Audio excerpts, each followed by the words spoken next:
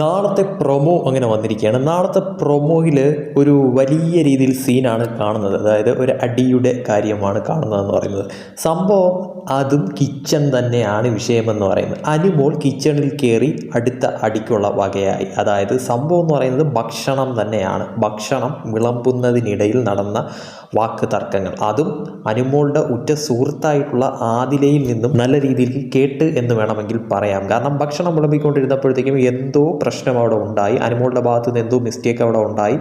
ആദില തന്നെ പറയുന്നു, എന്നാൽ പിന്നെ നിനക്ക് തോന്നിയ രീതിക്ക് വിളമ്പ്, എല്ലാത്തിലും കയറി കൈയിട്ട് വാരല്ലേ അനു എന്ന് ആദില എടുത്തു പറയുന്നു. സാബു പറയുന്നുണ്ട് പയറൊക്കെ എല്ലാവർക്കും ഒരുപോലെ കൊടുക്കണമെന്നുള്ള തരത്തിൽ പറയുന്നു. സാബുവുമായിട്ട് അവിടെ വലിയ തോതിൽ അങ്ങോട്ടും ഇങ്ങോട്ടും സംസാരം നടക്കുന്നു. അക്ബർ പറയുന്നു നീ ഇരട്ടത്താപ്പ് കാണിക്കല്ലേ എന്നുള്ള തരത്തിൽ അക്ബർ പറയുന്നു.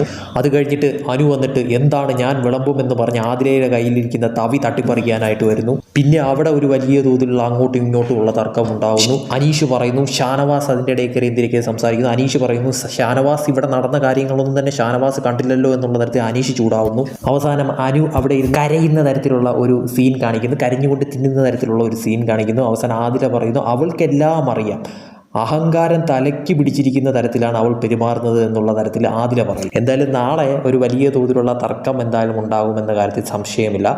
കാത്തിരിക്കാം എന്താണ് നാളെ നടക്കാൻ പോകുന്നതെന്ന് അറിയാൻ.